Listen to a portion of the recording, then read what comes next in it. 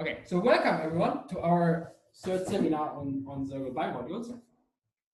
And what I'm going to try to explain today is basically more combinatorics, what is called Kazhdan-Lusztig combinatorics of Coxeter groups, and it will be pretty beautiful. So pretty beautiful combinatorics of these of this Kazhdan-Lusztig theory, and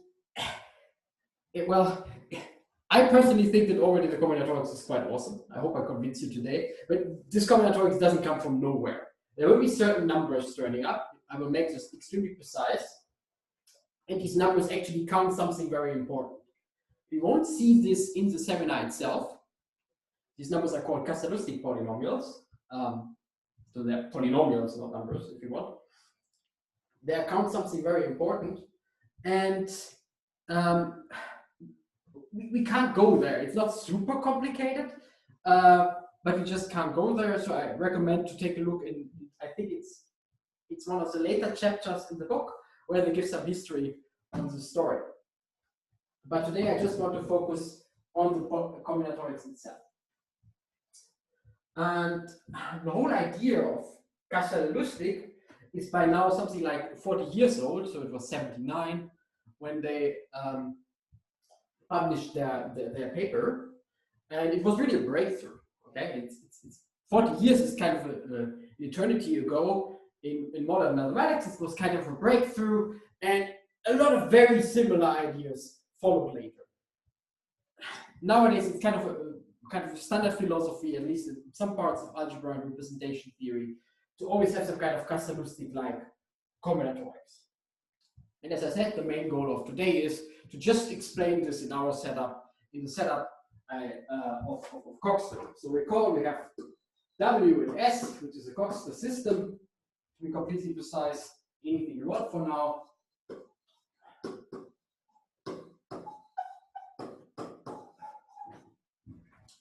And what I want to do is I want to draw a slide, a line here. Okay. And on this side, I want to consider the group ring.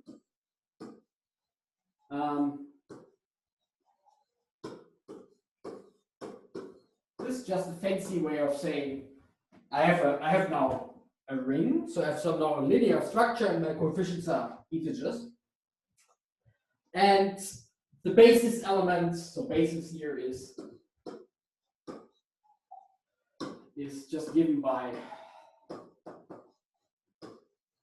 the group element itself, and multiplication rule is just W times W prime is just W times W prime. So it's just a multiplication in the group. Okay, so it's just really a linear version of the Coxeter group we started with. And you remember you had those relations.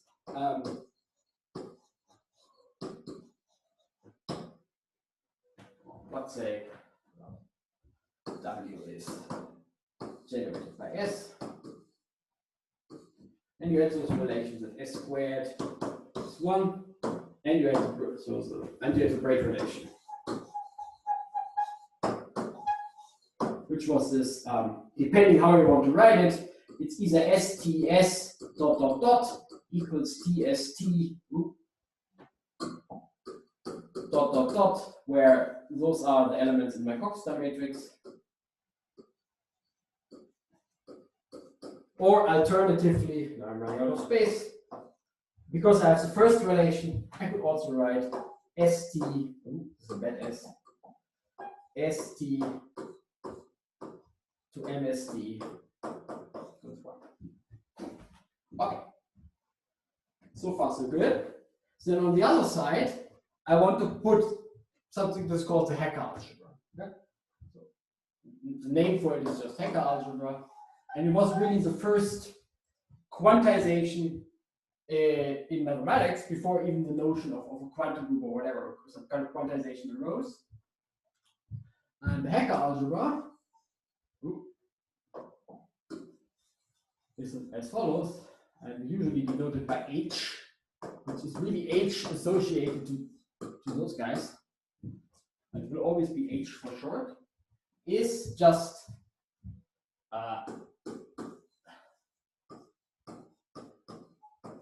I take slightly different coefficients. I will explain in a second why, and you will see in the talk why I really want those coefficients. It is this algebra over this ring. Okay. I will comment on the ring in a second as well. Generated by, and generated means exactly the same as for the group. You write words in your generators. So combinatorially, it's exactly the same. But now I want to name my generators delta x for x and w. I just make a distinction. I could have written, well, maybe I should call this x as well. So for the group, I would just write x, and here I would just write delta x. It's just a notation. And relations are, well, should be some analog of the relations on the other side. So I have something that is called the quadratic relation.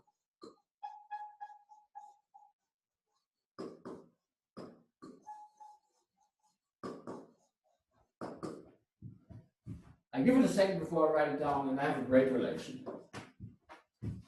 Great relation.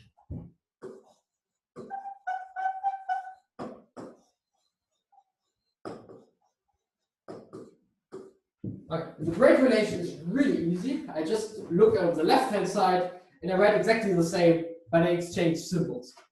So it's delta S, delta T, delta S, dot, dot, dot, equals delta T, delta S. This is delta T, dot, dot, dot.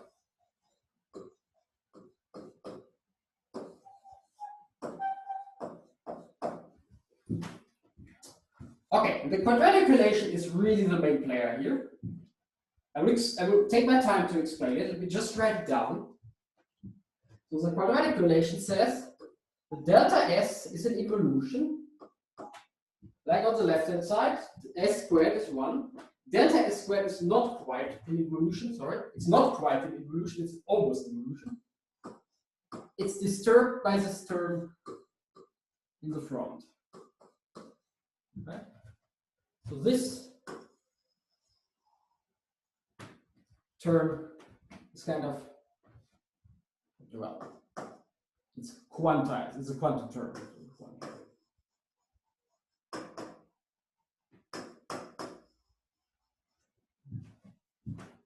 I give you a few seconds to look at this, to look at my first slide here.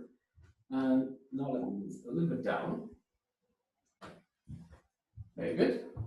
So I have kind of the same generators. I have kind of the same relations. And the only thing I do is I kind of perturb a little bit the fact that S is an evolution. Is a reflection, that S squared is 1. Now I have delta squared is some error term and plus 1. Okay, let me comment on that. Oh, that was bad. Okay, first of all, why do I want those coefficients? Well, okay, so it's kind of, I want to work over a ring, and the easiest ring, my favorite ring of all time is of course the integers, right? So upstairs, I just said this is a group ring over the integers, but of course I could have chosen any ring. The advantage of having the integers is whatever your favorite ring is, might not be the integers, might be something different, might be a field, for instance, complex numbers or whatever. You could always, I will make this precise in a second, you could always specialize from the integers to your ground field, to your favorite field, to your favorite ring, whatever. So it's kind of the minimum requirement I really need. And why do I want those guys here? So, well, what is this? What is this? Well, this is the following. These are basically polynomials, expressions. of the form, well, something, some coefficient. The coefficient is an integer, and then some power of v. And k can be an integer as well. That's the only thing I want to do.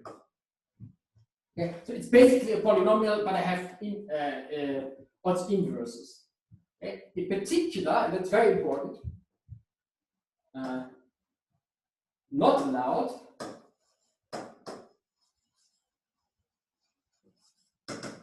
are, for instance, expressions like this. Rational functions in V are not allowed. These are really polynomials in V. I don't have expressions like this. I don't have expressions like this. Whatever. You get the point.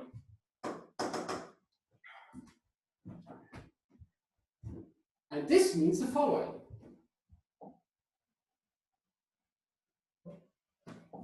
And this implies for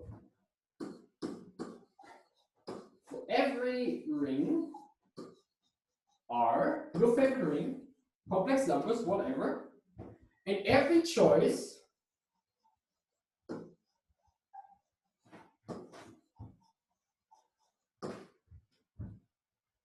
of element, let me give it some name, whatever I want to call it, epsilon, it doesn't matter. Epsilon in R star, so a unit, invertible. Right? In a field, just everything except 0. In a general ring, everything is invertible. We get specialization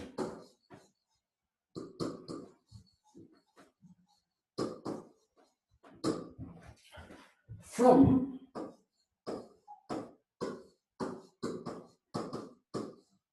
to my favorite ring just by sending, well, this kind of so boring, but I send V to epsilon. Right, the examples you should keep in mind are the following. I could choose R to be some field, let's say, don't try to be fancy, let's say C, and I could choose epsilon to be 1. This is called the classical case. Classical. Wow, this is a very bad classical. Let me give it an all shot.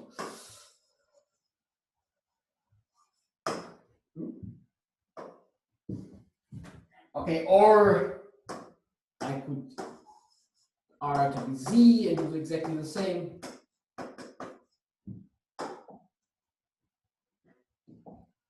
Or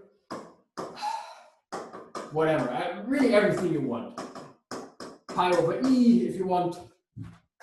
God knows. In particular, well, you can always consider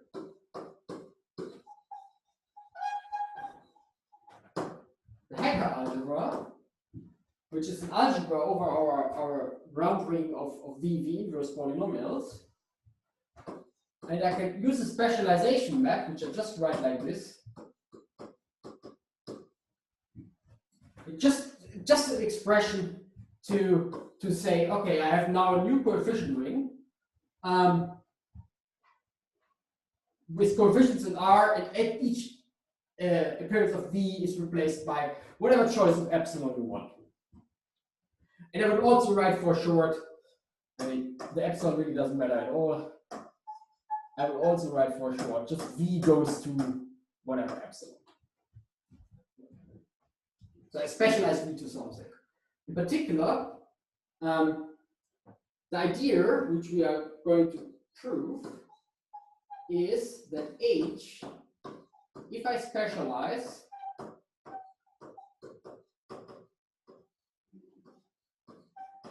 and maybe I should be more precise here, I want this specialization. The one you should always keep in mind, forget all these. then this is the group ring.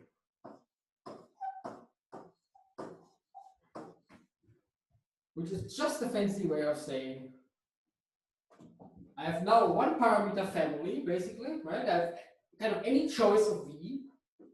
Let's say R is a complex numbers, and I have a one parameter family, any choice of V would do, of a new algebra, such that if I take some kind of trivial specialization, I get back my original algebra. And this is called a quadrilation.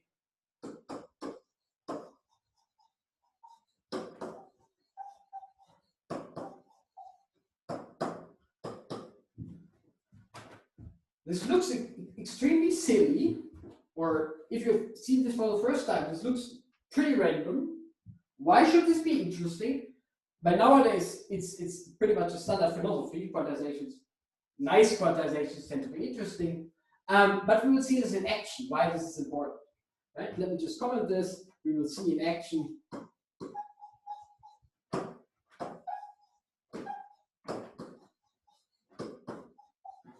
That I really want V and its inverse. Right? A naive question you could ask is, why don't you just take V if you want a quantization? Then you could get rid of this condition of epsilon being a unit. But no, I really want V and V inverse.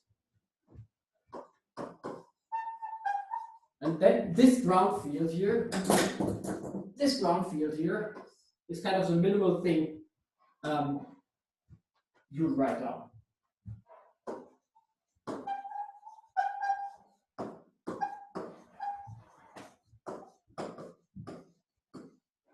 Yeah, this is important.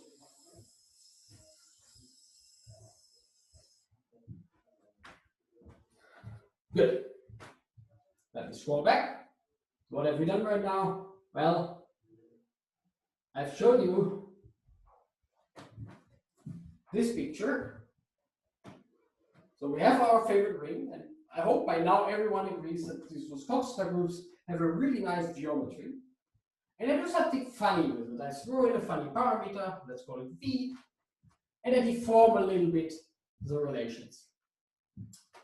And I claim that's, for now I just claim that's the right thing to do. It's not obvious at all. And in the end, what I get is this guy.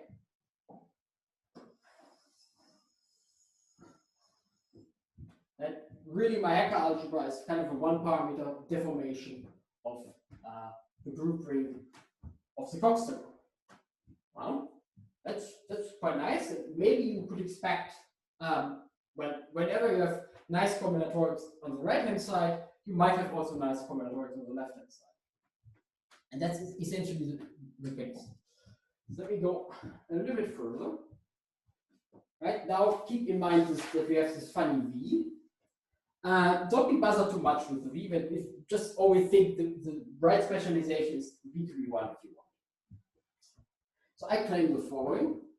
So for each x, remember, x was an element in my W, I fix a rex. Remember, rex is just a reduced expression. X underline S1 Sm, anything. And I define delta x, which is kind of the element that should correspond here under V equals 1 to x. I just define it. Well, I have generators which have names given by elements in S. So I can just define it to be delta S1 to delta S1. Right. For each x. And I want to consider this base, this set, consider the following set.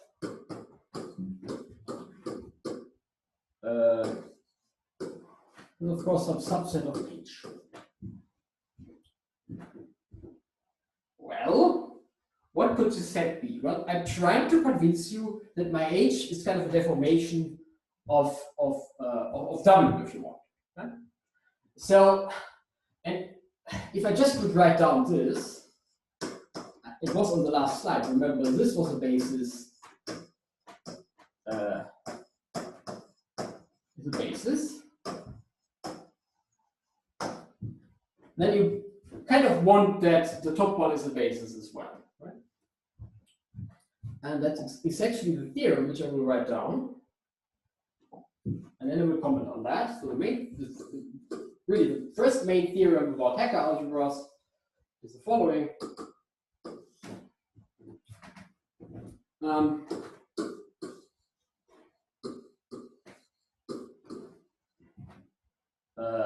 Delta x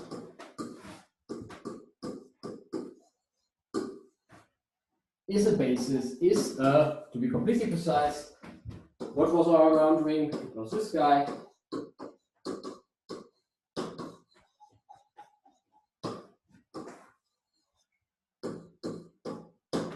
And this really just means any element of H, which can be written as some linear combination of my elements delta x, which is absolutely not clear because H is just given by, oh, there are some strings in my generators and I have these funny deformed relations.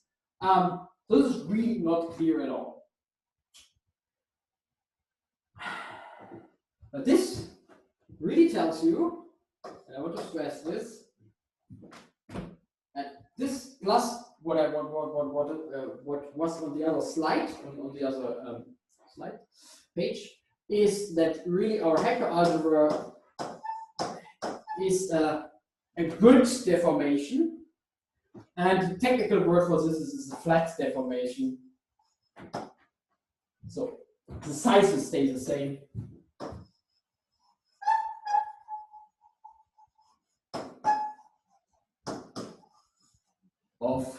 Well, let me just be a little bit unspecific. Let me just say on W. Strictly speaking of the group ring, right? But the difference between the group ring and W is really negligible. Okay.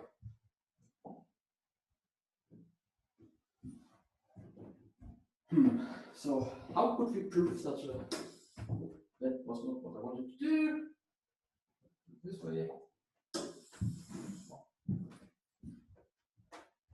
So how could we prove that?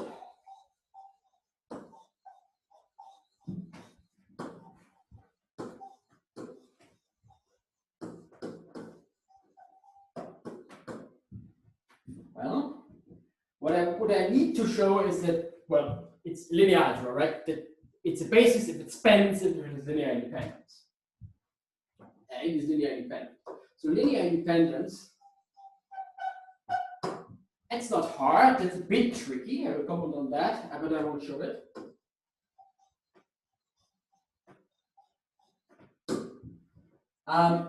There's kind of a general philosophy how to do this.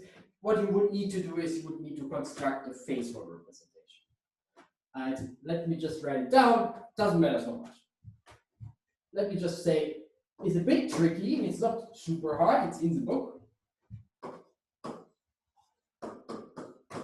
It's kind of half a page in the book, omitting a lot of non-trivial calculations.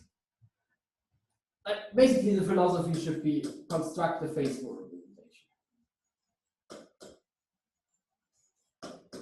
I will show linear the other one that it spans, because that's really a main idea and for the whole talk, maybe for the whole seminar.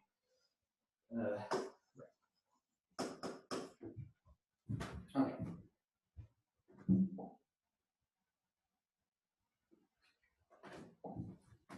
So how to spanning.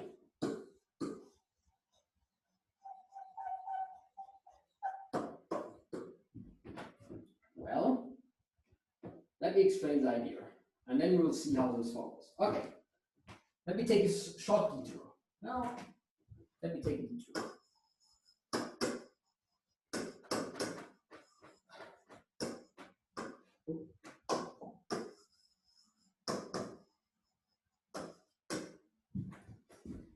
All right, I will come back to this, well, maybe 10 minutes. So, the general philosophy, and this is really important now, is the following. Okay, there is a nice order. So first of all, general philosophy.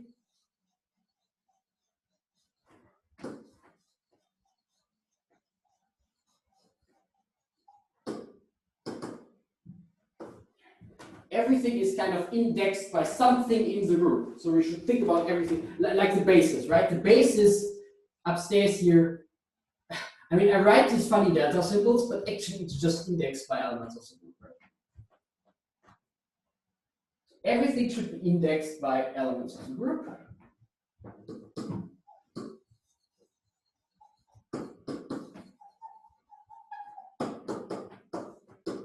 Let me just write it like this. You will see it in a second what I mean. Everything kind of lives in W. Oh, and maybe I should really do it like this. Oh. Right, this is not modal mathematical statement. And explicitly, for now, there's a nice order on W, which we haven't discussed yet, but let me explain it. There is a nice order on W. And this order should be reflected, if you believe my philosophy, on the quantization as well, and it should be reflected on everything we see as well. Not just in this talk, but kind of always. There is the Bruha, it's called the Bruha order. Bruha order. So Bruha was a French mathematician in the 50s, I guess. Okay, Bruha order. And on W, and it's defined as follows. It's very easy. Defined by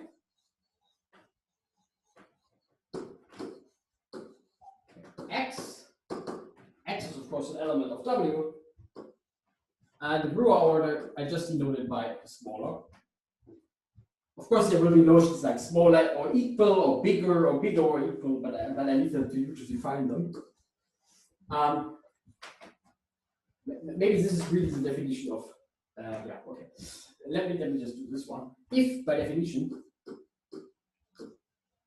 there exists a rex of X, and there exists a rex of Y.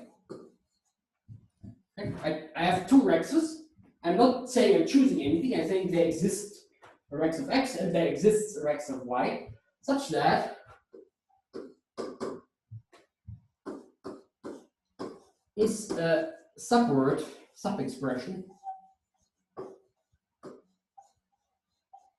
of Y.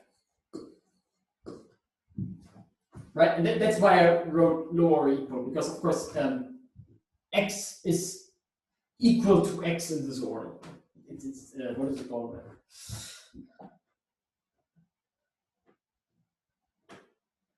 And what do I mean by sub-expression? Well, in case you don't remember, it's a following. So remember that Y is just subsimple substring of S's. Like that. And the sub-expression is nothing else than a choice of zeros and ones. Choice of zeros and ones. I will later denote this by E, which is just the choice of zeros and ones. 0, 0, 1, 0, something like that. And it just means whenever you see a 0 underneath a symbol, you don't like it, you omit it. Whenever you see a 1, you take it.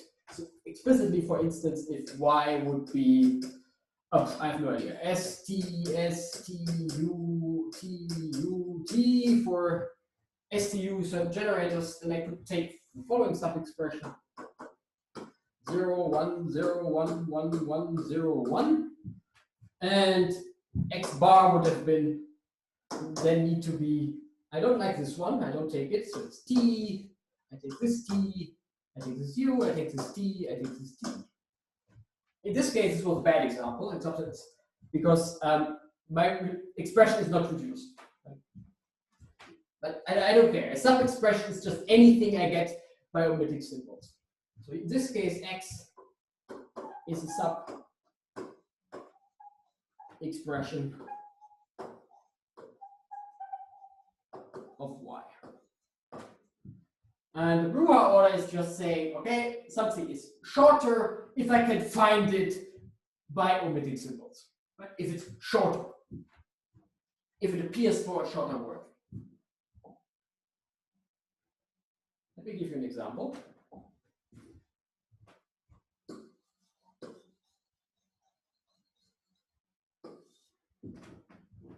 Let me do my favorite example.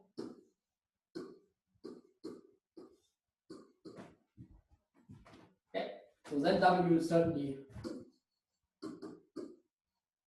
well, it has a unit, it has S, it has T, it has ST, it has TS, it has STS, it has TST, and ST, which is the same as TS. And the Bruger order looks as follows. The Bruger order is a completely combinatorial notion, which I will illustrate using the Bruger graph.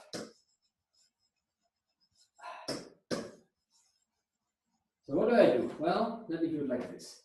Certainly 1 is a sub-expression of everything, right? Just don't take, just write 0, 0, 0, 0. Don't take anything. 1 is certainly a sub-expression of everything. It should be somewhere at the bottom.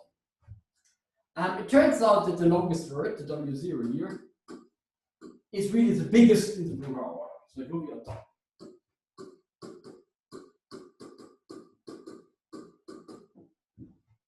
And let me just fill in the rest.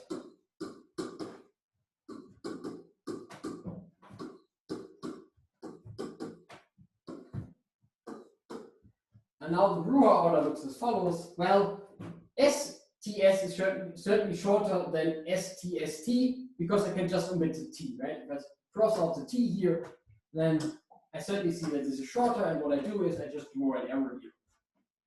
Similarly on the other side. If I cross out this S, then I would see it's shorter, so, and I can continue. Similar on this side. But I could also cross out this S here, for instance, and you would see that I get an error here, and similarly I get an error here, and I get an error here, and I get an error here. And this is the Bruger order, illustrated in the sense that I only kind of take neighbors in the Bruger order. So ST is also shorter than STST in the Bruger order. And how do I see it? Well, there's a pass from SDS to ST to ST, which means just ST is smaller in the Bruger order. So it's really nice combinatorial gadget. Something is smaller in the Bruger order if it appears later. And a nice fact, which is kind of always implicit in the background and not very hard to see, I will comment about that in a second, that for each x, not that exists, for all x and w, the set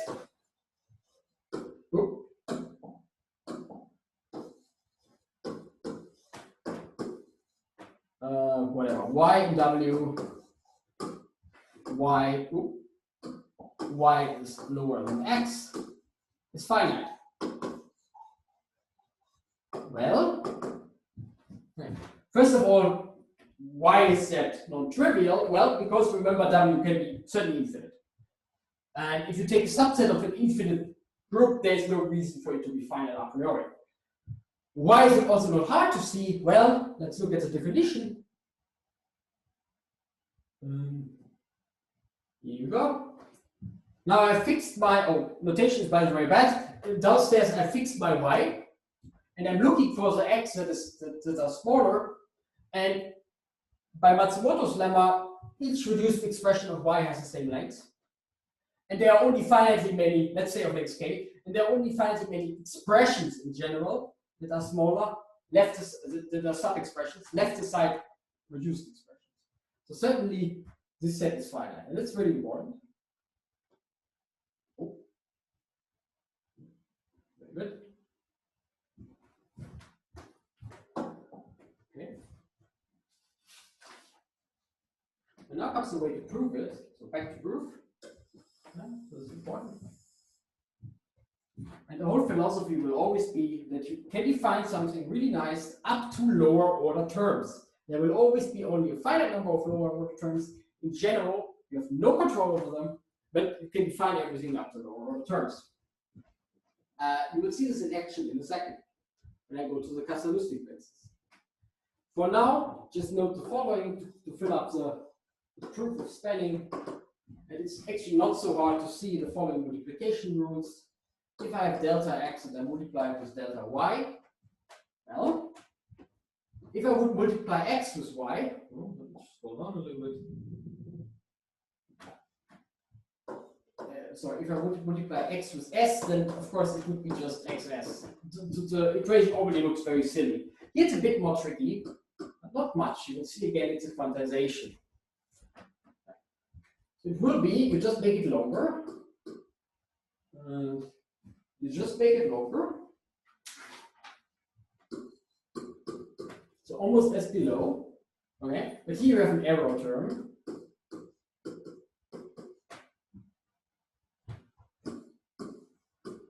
And note that, of course, maybe I haven't said this enough. If v goes to 1, then this error term is actually 0, right? So there is no error term. That's the whole philosophy of quantization. If v goes to 1, all the error terms die. And this is the case if xs satisfies something with respect to s. So if you get longer, then it's s in the group. If you get shorter, it's a bit more complicated. It's this expression. Just a multiplication.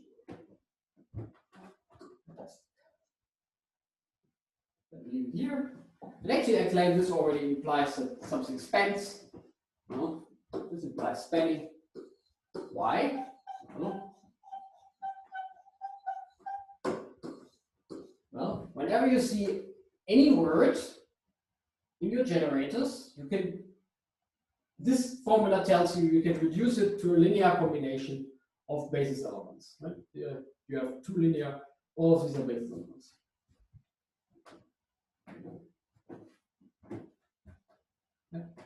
Kind of do it inductively. What you should take away is there's kind of already an inductive procedure going on here. And it's induction on this Ruha graph or a recursion, depends a bit how you want to say it. So kind of the whole philosophy should be when you have some graph like this, of course this might get very complicated in general, but there will be something like this. It will be finite. Okay, from somewhere. I should do it like this. From somewhere here, you start with x, and you will have something below, and this will be a finite set. There will be one somewhere, one should be in the set, and then you can either do induction in this direction, induct, or you can do recursion in this direction.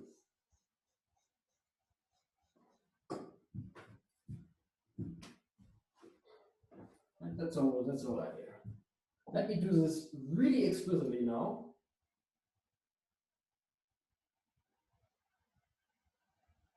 Okay, maybe it's time for a new topic, so let's go to a new page. Very good.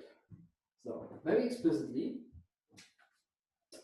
I haven't really told you where I want v's and v inverses, but now they come into the game. Well, I've told you I want v's in some sense to have a deformation. Whenever v goes to 1, error terms will vanish, but it's not quite clear why I want it in, right? This will come now.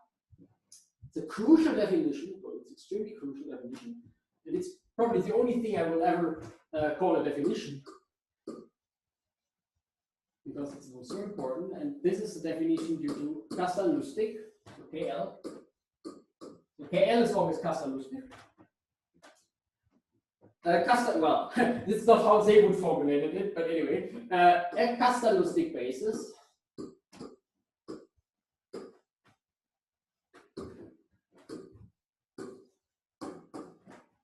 everything should be indexed by the group, right? I just write b now instead of delta or x. Some subset here. Oh, how comes? There's some subset here. Is such a set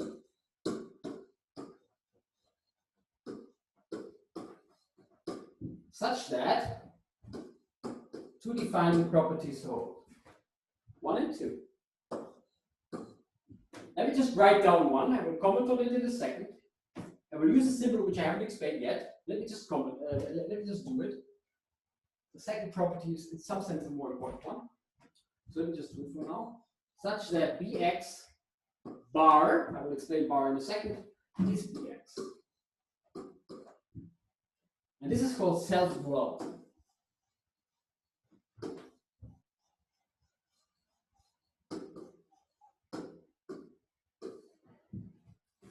And the second, which is in some sense a more important one, is, well, remember bx's are elements in H. So I can express, and we know a basis for H. No? Let me just go back. We know this funny basis. Upstairs. Downstairs. Next page. Come on. This one. This is called the standard basis.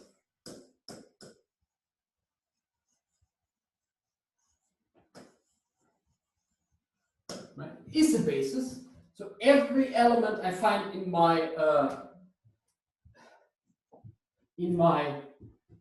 Hacker algebra can be expressed using these bases, but I want a little bit more. I want the following expression, which I will explain after writing it down. So I want that this is equal to delta x. Okay, that would be boring, right? So up to lower order terms. What does this mean? It means the following. Up to, what is my notation here? Let's say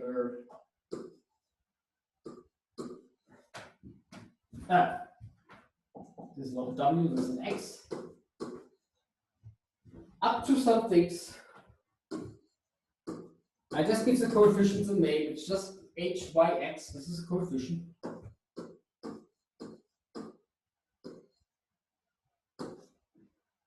And up to some lower order terms. And I want a little bit more. I want actually that these are not random coefficients, but these don't have any appearances of the inverse in them. Okay, those guys, just for completeness, are called the Kazhdan-Lusztig polynomials because they are polynomials in V. Right?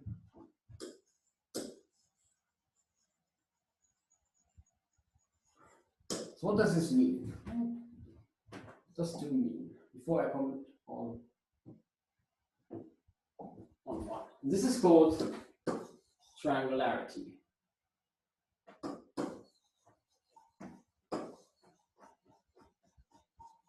Well, you should think about it like this. So how to think about 2?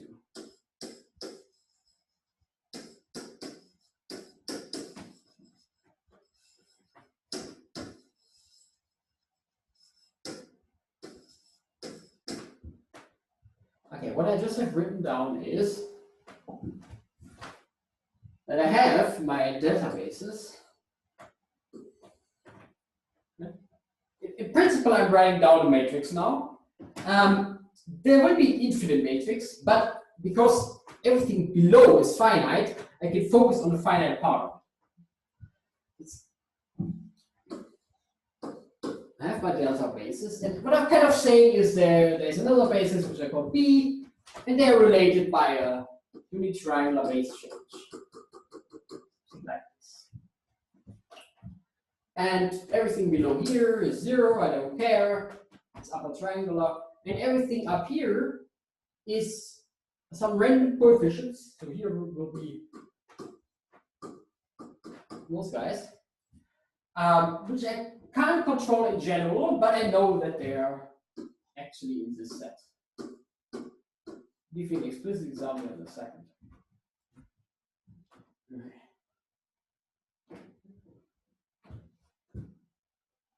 Right. This is just what 2 is saying. Before I give you an explicit example, let me comment on 1.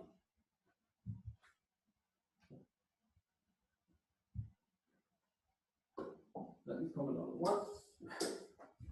Well, you see it in the proof that I'm going to give you in a second after the example. Why you want this property? Self-duality is always a good property, of course, but there is another good reason for that. And it's just saying, it's just the following. There exists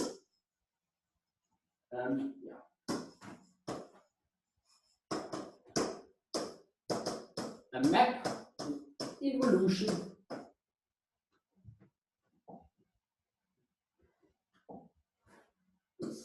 so-called bar involution. Bar is just a symbol.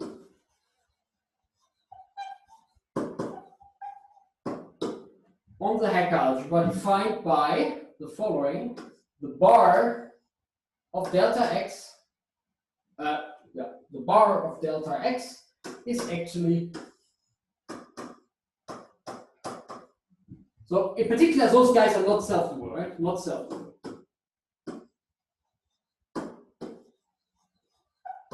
This is really a natural involution. And the bar, so everything you see is centered its inverse. The bar of V is V inverse, and then you extend in the usual way. Okay, so it's self-dual with respect to this certain bar involution. So this guy, right? This here tells you bx, oh, there's a bad x. Bx is not equal to delta x in general.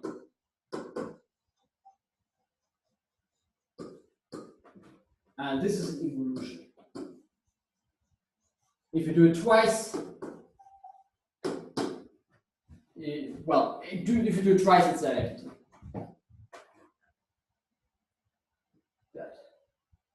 Okay. So let me give you an example. Before I give you an example, let me write down what is crucial here. So let me go back to the definition. A Kazhdan-Lusztig basis is a set satisfying 1 and 2. Okay. Question. The obvious question you should always ask yourself when you see such a definition is question 1. Question 1.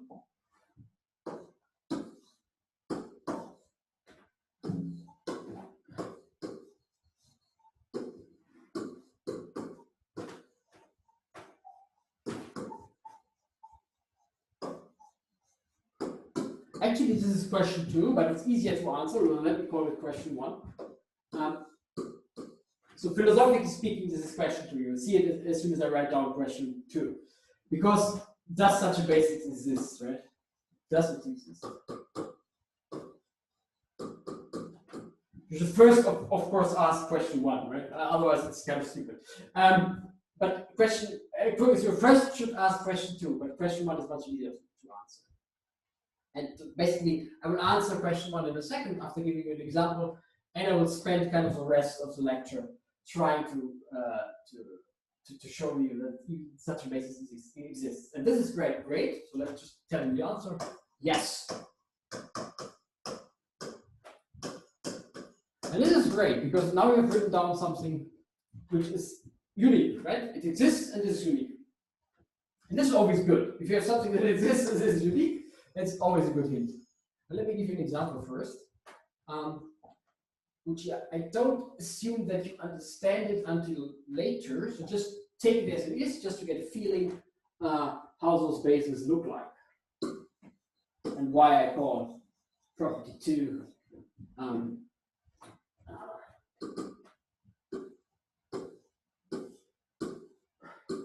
almost my favorite example. Okay, so W.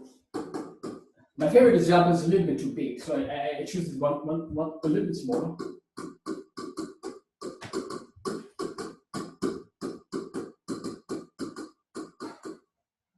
Okay, the standard basis, let me call it SB, is then just delta 1, delta S, delta T, delta ST, delta TS, let me call it W0.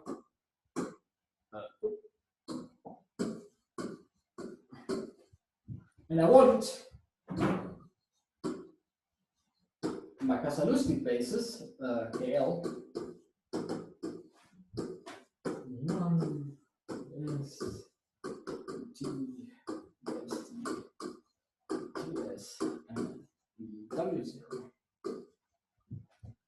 Okay, I'm just telling you the answer, and we'll see in a second how the construction actually works, at least in this specific example. So the answer is as follows. I write it as follows. The base change matrix in this case, so the Kazhdan-Lusztig polynomials, looks as follows. Here's my delta, here's my b basis. It should have ones on the diagonal, right? Otherwise, it should be 6 by 6. It should have ones on the diagonal. My diagonal is really, well, badly drawn. It should be 0 here. And, well, it looks like this. And I'll explain it in a second. I'll just write it down. Okay?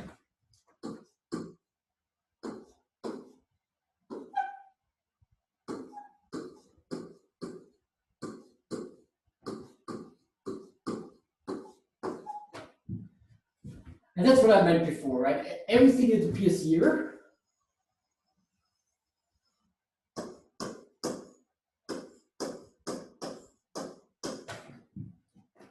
is either 0, okay, zeros are, well, I don't care, or it is a positive, strictly positive power, not power, but a strictly positive polynomial in V. Okay, and what I just written is, let me just spell it out. Maybe this is a bad color. Oh, let me do this one. What?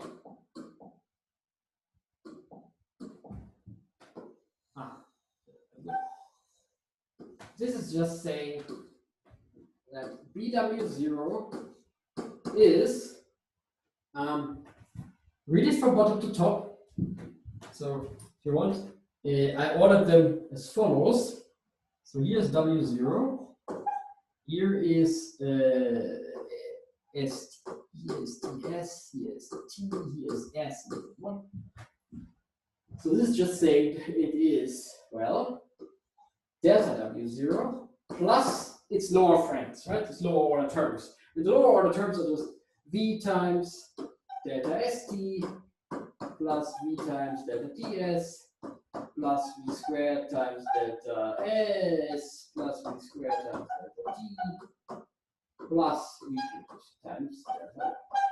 But it's really upper triangular exchange matrix. Here you go. Very good.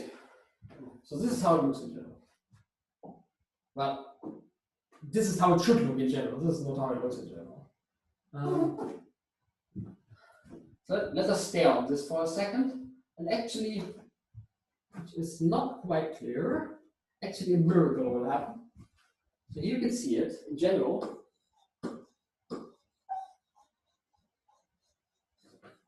A miracle will happen, which we can't prove until later in the seminar. Will happen.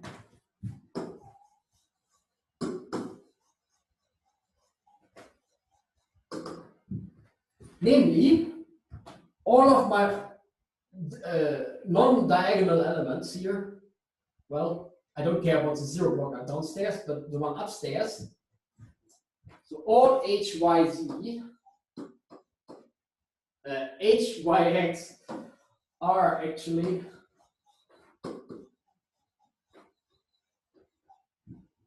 and now comes the point, they're actually in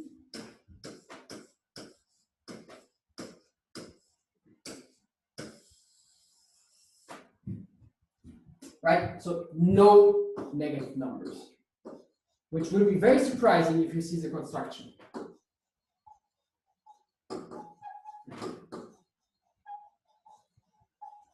And whenever you see such a property, then you should think, oops, whatever those things are, they count something, right? They count something. Counting, the natural numbers are the counting numbers, so they count something. And indeed, they count something. They count something very nice. Okay, maybe new page. This was the example. Right, so let me comment on uniqueness. Right, sorry.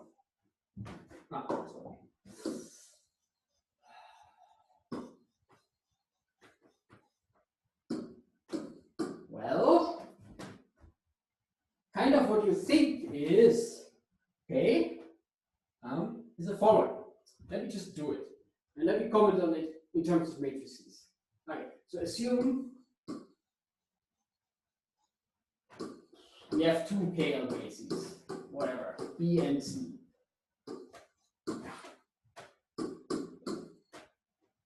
Whatever. Oh.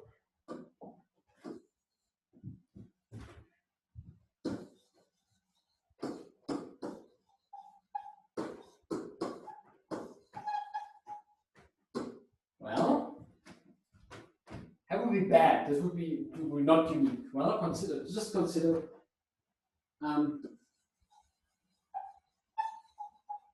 some x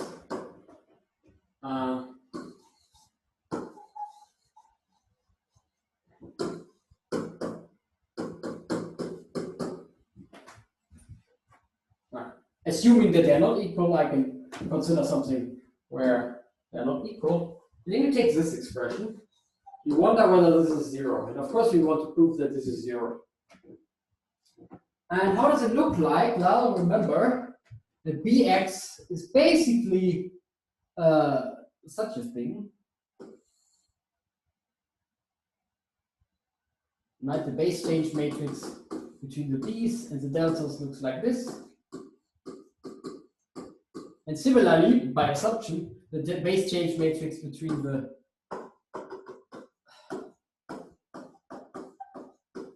C's and the deltas is exactly the same form. So this is just the sum over the lower terms. Because here on the diagonal, by definition, they are equal, right? So it's just the sum of the lower order terms. So it's just what you see here. Some coefficient h, whatever, let me call it hyx minus hyx bar bad prime, so prime for c, times delta y for all smaller expressions.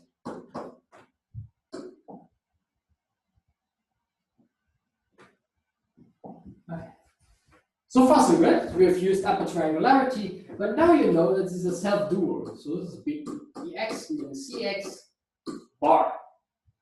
Just push it over to the other side, same sum.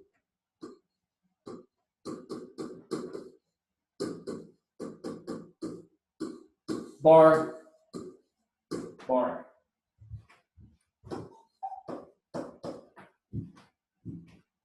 Okay, so far so good. A little lemma, which I haven't mentioned, but a little lemma would say that delta y bar is actually delta y plus lower order terms.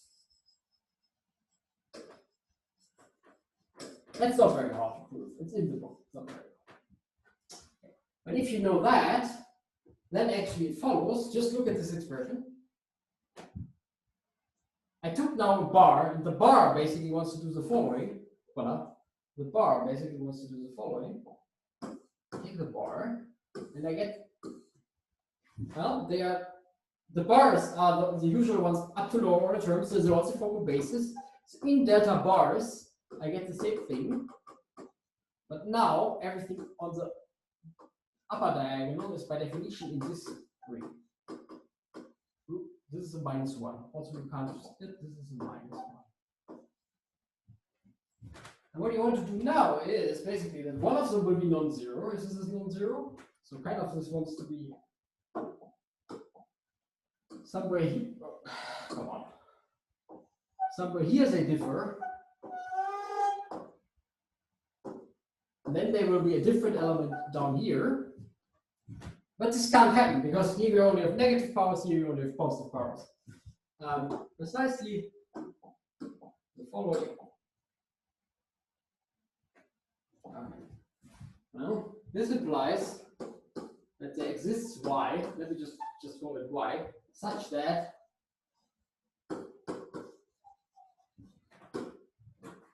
hyx minus hyx prime bar equals hyx minus yx prime. This is in this is in this ring. It only has negative powers. This only has positive powers, which doesn't look very good, right? Or it looks very good because you want to prove you need this. This is of course a contradiction.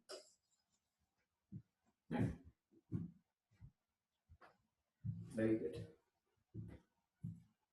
Okay. Okay, so let me repeat what I have done, and then I show you the construction. So I wonder whether such a strange basis is unique. What do? I take two such bases, and I try to show that they really.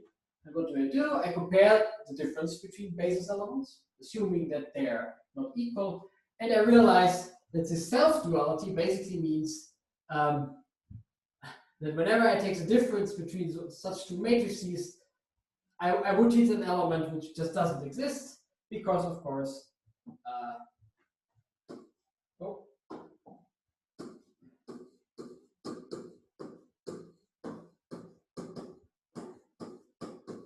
well, how many expressions do you find that I have only positive powers of v and have only negative powers of v? Well, I don't think you find very many. Nearly none. So you bring it to a contradiction. And here you already see, aha, note.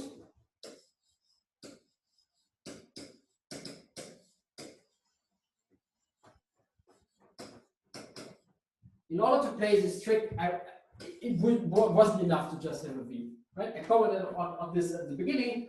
Why do I need a v inverse? This is the first place where I need a v inverse, where I really need a v inverse. Otherwise, I just can't play this trick. So this is the first place, and you will see it in a second again. Now you might wonder, so existence. Because existence I also need it, and it will be very nice and combinatorially and geometrically. Well, let me play a game with you in order to show existence. Okay. So let's back to this last talk, basically, back to geometry. This combinatorial geometry of W, of this reflection picture. So remember, let me just do it by example. My favorite example, well, not quite, but the one I can do, life. The other one is not harder, but it just takes me longer. This one. And remember that we had something like the Kazhdan complex. And in this case, it was very easy. It just gives those guys two different colors. Or let me just do that. So for me, it's whatever, white and red. And the Kazhdan complex was just, aha, I took this guy and I glued it along itself using the roots of the group. So the Kazhdan complex will end up in like this.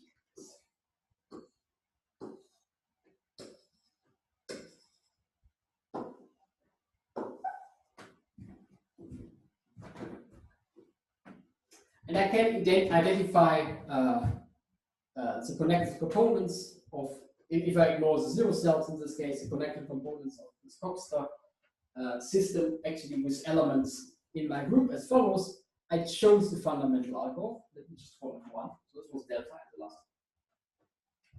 If I reflect along white, I get an S. If I reflect along red, I get a T. If I reflect T along white, I get an S. If I reflect S along T, I get a T.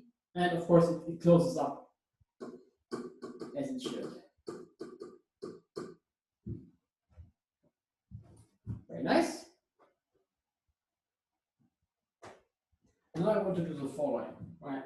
I want to think of this picture as representing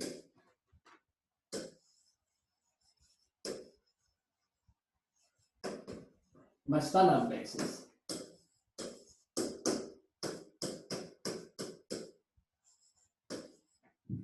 And I want to write an expression like this.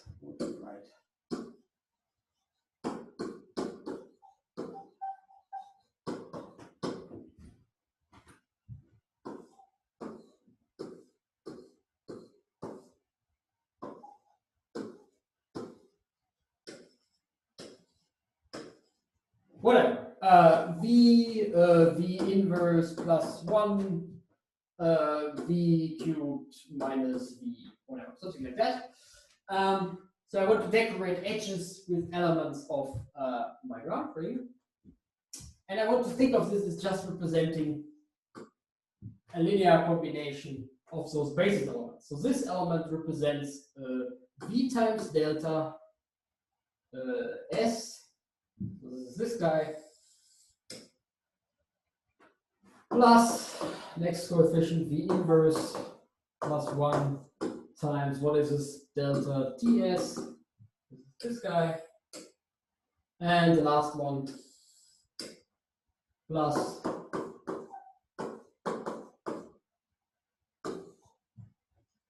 w0 is the longest root. Okay, so I kind of want to abuse the geometry here. I don't want to write algebra, I want to use the geometry. And just label my cells in the Coxeter complex by elements of my ground ring, like in this picture. And then I want to play the following game. It's called the Kazhdan-Lusztig game. Okay.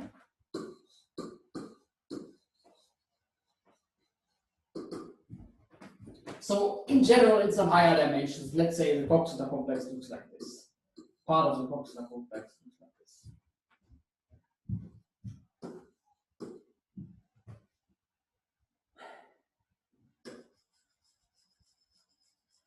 And this is whatever, something is assigned to some generator T. And I have some elements in here. Let me call it F. So F, as I told you, I want to label my cells with elements of my ground ring. So F is anything, any element in my ground ring. And I want to do the following game. I want to push F across, right? I want to do some induction. I want to push it further away. And I do the following game. So I have two cases, and then you will see V and V inverse turning up. And I will make this completely explicit in a second on my example upstairs. Right? But I hope you get the point that this is completely general and not something about being some nice cell complex like this. Completely general.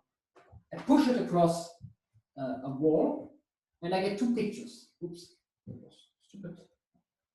I get two pictures. So here's my right hyperplane.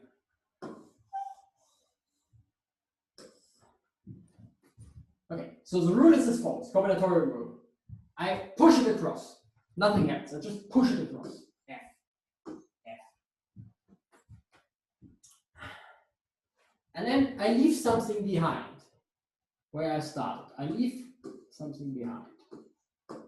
And here you see, aha, V and V inverse. I say again, the rule is I push it across and I leave something behind, and it depends whether I get shorter or longer.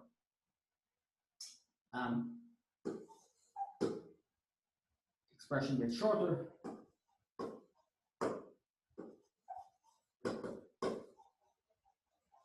Make this explicit in a second if it gets shorter. If you remember those strolls that we have seen last time, shorter means I go closer to the origin using my reflecting in this wall, and longer gets I get further away from the origin. We make it explicit in a second. Gets shorter. And the V and the V inverse tell me the difference whether I'm going up or down, whether I'm getting shorter or longer. So this is also called up. This is also called down. Okay, explicitly, that was stupid.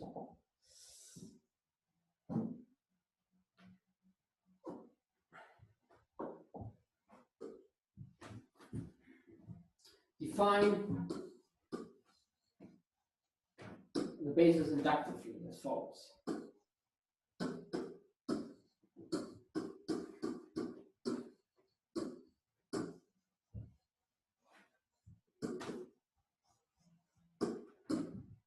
Well, we do something very stupid. So, well, you want an upper triangular base change matrix. I shouldn't call it stupid. You want an upper triangular base change matrix. So this guy is just. Let me do it in this picture.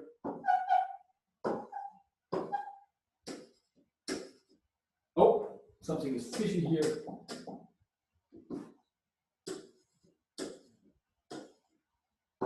Which means it's just delta.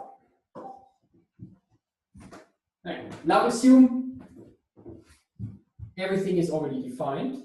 Maybe go ahead. Just do it. If I have bx, this is already defined, and I make it low, make something, then it just works as follows. Sorry.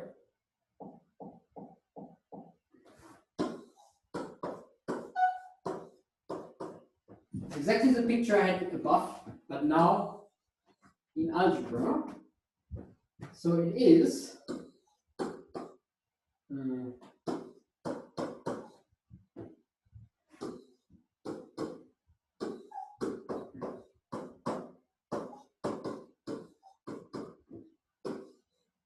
same rule.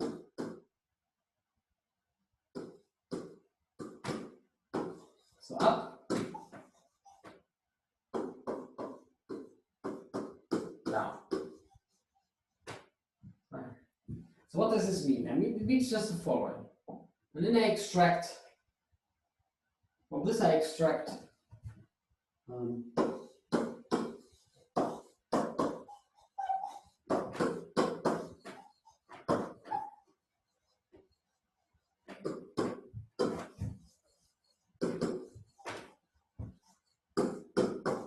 works as follows.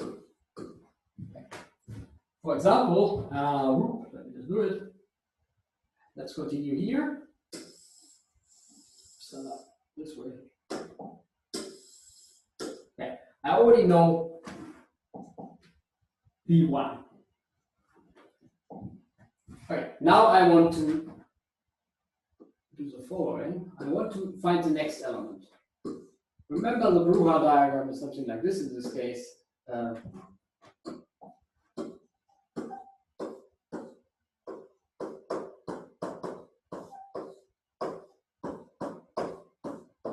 I already know this one. And now I should define those two, right? Oh, I'm missing this. Okay. Here's a rule.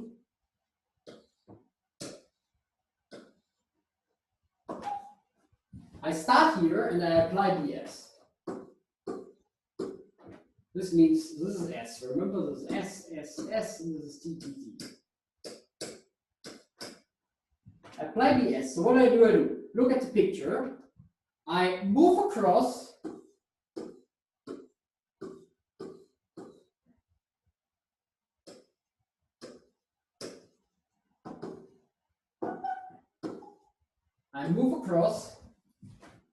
And I leave something behind, and the thing I leave behind in this case, because so here's the origin, right? This is delta, the fundamental. I go away from it, so I leave the v behind. I'm going up. This was an up step. Similarly, if you do delta bt, of course, then you end up with this picture.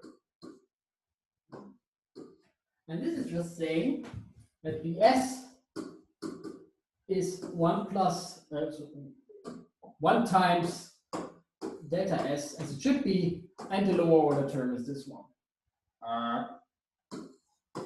And bt looks exactly the same, but with t's.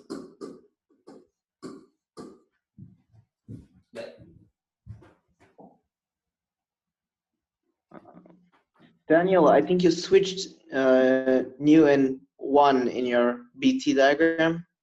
Sorry, say again? In your BT diagram, I guess you switched nu and 1. Like, don't you want 1 to be at where between t and s, and you want nu to be in the bottom? 1 is here. Yes. So this is 1, this is S. Right, okay. So I think it's okay. You agree? Yeah. Okay. Okay. Sorry for the interruption. Let me repeat. It's inductively. The first one is just what it is because you want an upper triangular base change matrix. And for the next one, you always push across those walls, those hyperplanes, if you want, in the Coxeter complex, and you get those two pictures. And now you just continue. Okay, now you look BS. Here's BS. We already know that this is 1B, and well, in this case, you know that using BT makes it shorter, so you just use BS. Sorry, this is BT. So this is BT, right? Let me put in the dots. And using BT again is a bit boring, so it makes it shorter, so let's use BS. What is BS doing? Okay, so here's the S's. S, S, S. Now it gets a bit funny. Just do it step by step. That's too bad. It's here and it's here. Right.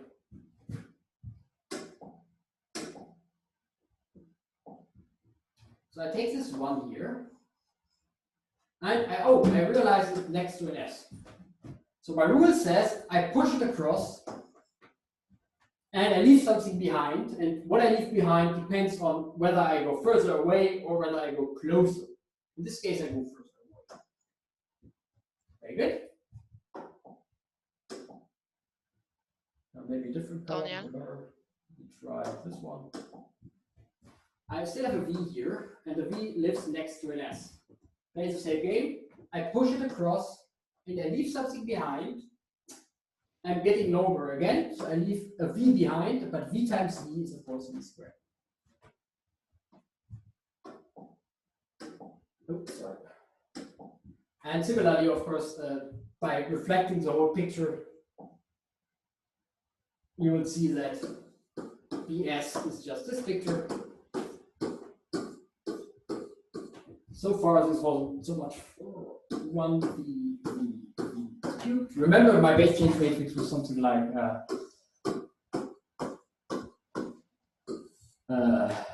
B0, so this was BS and BT.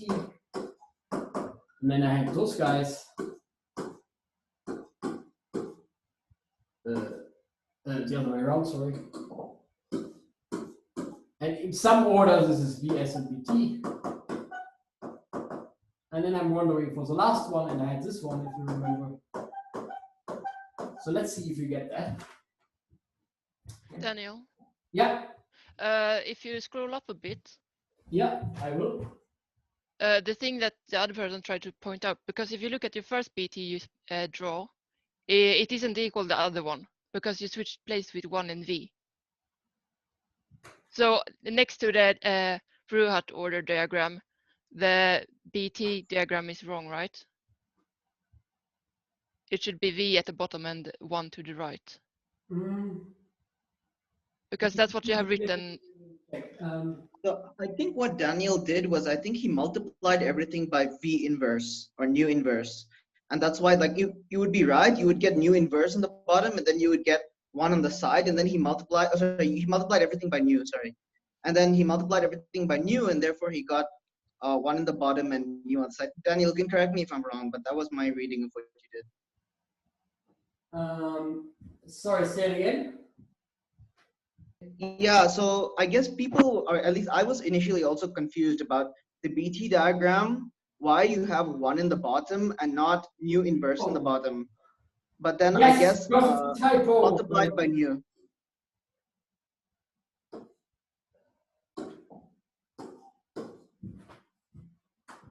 Yeah, sorry. Oh. It should be the mirror of this one here. Thank you. Wait, sorry. Should it be new or should it be new inverse in the bottom? It's still V because sorry, I got from here to here,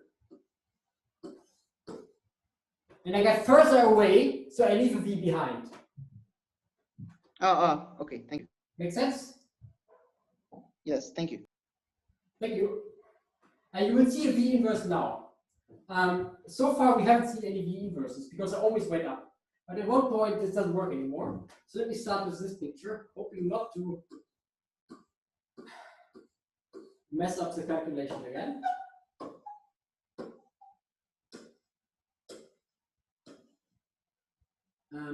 This is certainly not BS, this is certainly BS. And this is BTS. So let me start with BST because it's just here.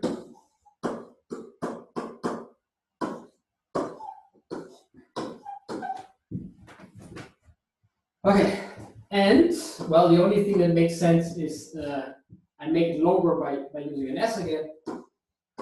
So here are my S's. And I would like to end up with a picture like this. Oh. So let me just do it slowly now. First, always start with this one. You don't have to, but it kind of makes sense. You go across, and you certainly get longer again. Remember, here is my origin. It certainly gets longer. So I go across, and I leave a V behind. Yeah. Next one. Right? Go across, leave a V behind. Maybe green. This one. Here's an S, so I want to hop around S. So I go across, and I still get longer. And I leave a V behind. So far, that looks pretty good. And now let me do a different color, maybe this one. Do this one. It wants to hop in this direction. This was a bad hop. Let me give it another shot. It wants to hop in this direction. So you hop across and you leave something behind, and you're still getting longer. So you leave something behind. So far, so good. Now comes the miracle. Whatever. Maybe this one. The last one remaining. It still has an S as a neighbor. So I hop down. And I leave something behind. But now comes the point where the confusion comes. Now I'm getting shorter, I'm getting down back, right? So I leave a V behind, V inverse behind. And what is V times V inverse? Is of course 1. So whatever you see here, it can't be self-dual because of this crazy one here. It's not a very symmetric picture. So what you do is following. So this equals what I just said is this is BST times BS. But now you realize, oops, and now comes the miracle. I've seen blue before. Let me just do it again. Just do it slowly. Let me get rid of this one here. I've seen blue before.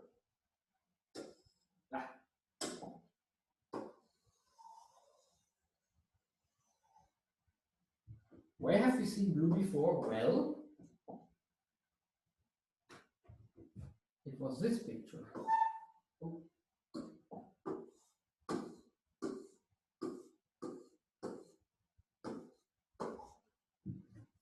Which actually happens to be BS.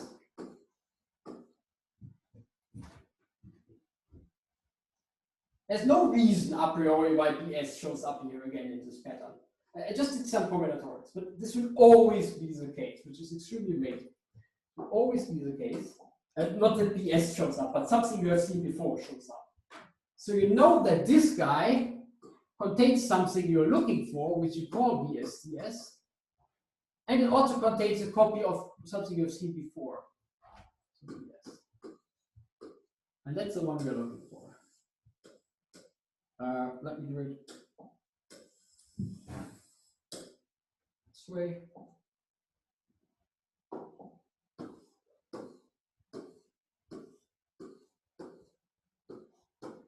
Now it looks very nice and symmetric.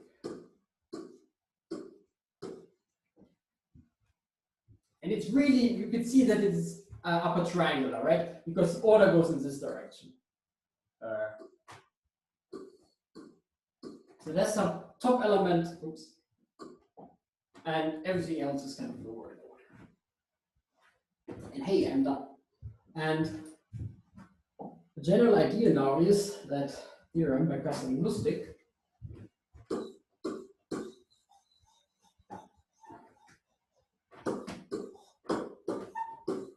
this was not a coincidence, this always works, which is extremely amazing, right? Let me just, before I write it down, well, the theorem is pretty easy as I write it down, this always works. This always works, it constructs the KL basis.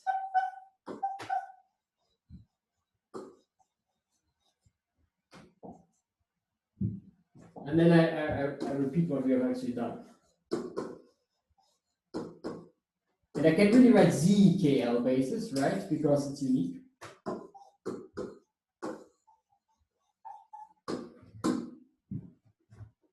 Okay, let me repeat. We kind of want to use two things about the group. You want to use the order. This guy here, the Bruha order. And you want to use the geometry, the Kazhdan complex. What on earth? Whatever. And you do it as follows. Well, okay. The element 1 is just 1. You want an upper triangular base change matrix. If you just have one element, there's not much to change. So B1 is just what it is, right? Every element labeling here corresponds to the standard basis, which is just the quantization of the group element basis. Okay, and you use those rules, which obviously crucially use the fact that you have V and V inverse, right? V goes up, the inverse goes down. So the inverse measures basically how far you are off in your big Kazhdan complex. And then you do it inductively. For example, here, if you already know something in your Kazhdan graph, you're here, then you can move across. In this case, where do I go? I go here. And whatever I see turning up, I just use the rules. I just take one, I push it across S using the rules. I take all the expressions, I push it across S. I get those guys, and I get those guys. And whenever you see something that looks essentially self-dual, you're done. And otherwise, you will hit expressions which you have seen before. And then you just subtract them. Okay? Like in this case, well, this doesn't look self-dual. It is not, you can easily check. And so you have to subtract something, and what you subtract is exactly the pattern you've seen before. And the miracle, that's exactly the theorem, is that you can always figure out those patterns. So in other words,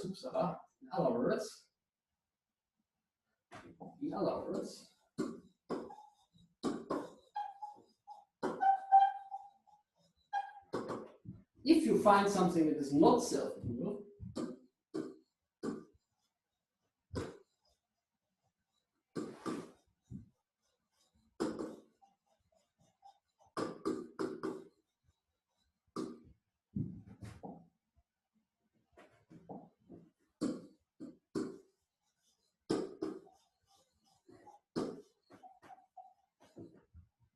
whatever, some crazy pattern like, I will give you an example.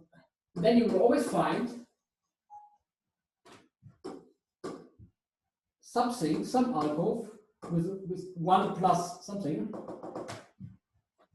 You will always find a 1 somewhere, and the 1 tells you there's another pattern that you can construct, that you can subtract.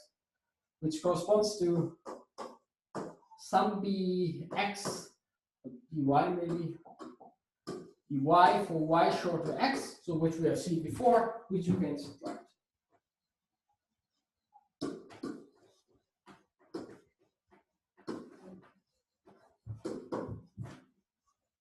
And you just repeat this process until there are no ones left. So whatever you do, even if you're in a very crazy, this is amazing. I mean, this is really amazing. I've just shown you a simple example, but this holds for any Coxeter complex in any dimension for any Coxeter group whatsoever. This is really amazing. Whatever, we have seen those pictures here last time. Oops, why is this red? Come on. Those hyperplane pictures, whatever, something like this.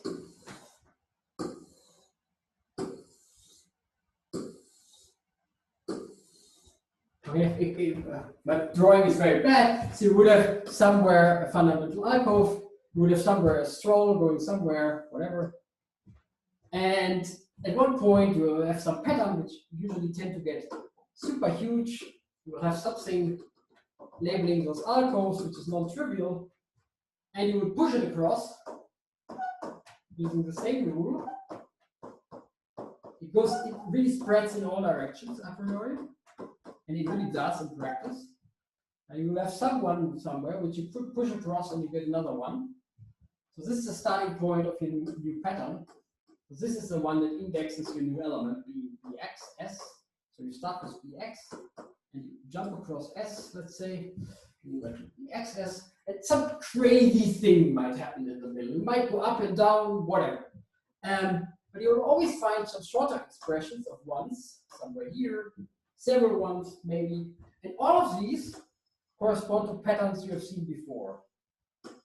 All of these are some by's for y shorter than x. You subtract them, and whatever remains is your Kazhdan-Lusztig element.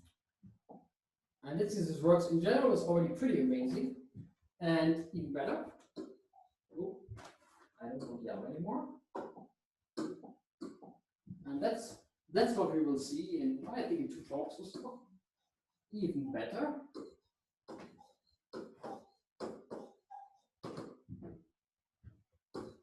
The bx is not just a strange random negative, positive, whatever linear combination. It will always have a leading term 1. That's what we know. So it's always delta x. That's a bad x. Leading term 1 plus something, plus friends, plus lower order terms. But friends, they are lower. But these guys only have coefficients.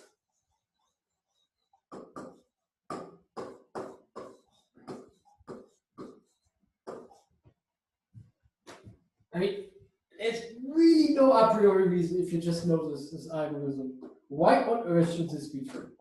Right? Just let's look at the example again. This baby example, we checked it by hand. There was already something fancy happened here at this place. You went down, you got a V inverse, and you need to subtract something, and a priori it's not even clear why you can do that, and so on and so on. So why on earth do you see only these? And why on earth do you see only positive coefficients? And this was absolutely not clear. So this is called the positivity conjecture. Let me zoom out. This is where I will finish. So this is called the KL positivity conjecture. There's a conjecture of it.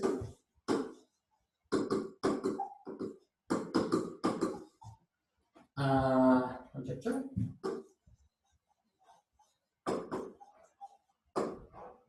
So that you have those coefficients. And the conjecture, just to give you a hint that this is absolutely not trivial, this was, and what we will see is basically Soergel bimodules, right? But later also in the diagrammatic, they give proof. Williamson.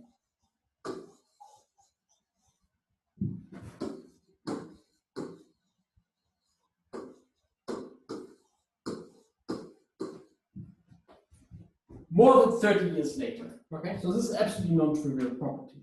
And so Kazhdan-Lusztig polynomials they count something, so they play an important role in representation theory. And to understand what you actually can do here, so this is kind of the whole goal. What is it, right?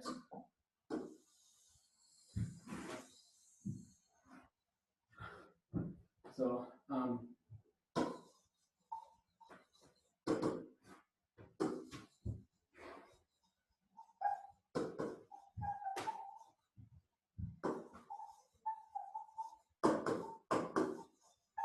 let me just formulate it like this.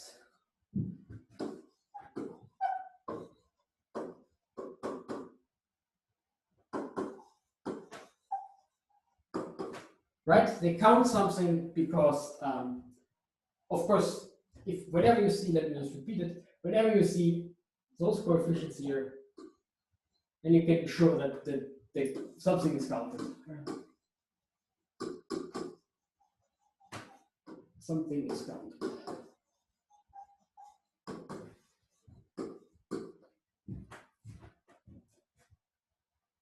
Okay, I think that's what I wanted to say.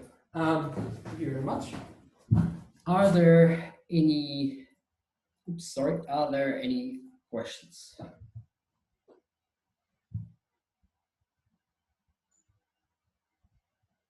If not, then let me wrap up. So what we have seen today is some really beautiful combinatorics. I just recommend that you take your favorite composite complex and play that game. It's fun. It's really a lot of fun. And it's absolutely non-trivial if you do this for huge examples. Why you see always the same patterns turning up. It was an open problem to see this positivity in combinatorics, in representation theory, in algebra, for about 30 years. I mean, this is extremely explicit. You can do zillions of examples by computer. You can do hundreds of examples by hand. You will always see a pattern. So how do we prove it? And that's exactly what you will see. It will be a nice shadow of a main idea, of a crucial idea of modern mathematics, which is called categorification. And we will see it explicitly in terms of Soergel combinatorics. So this was Kazhdan-Lusztig combinatorics, and you will see Soergel combinatorics. Okay, thank you very much. I stop the recording.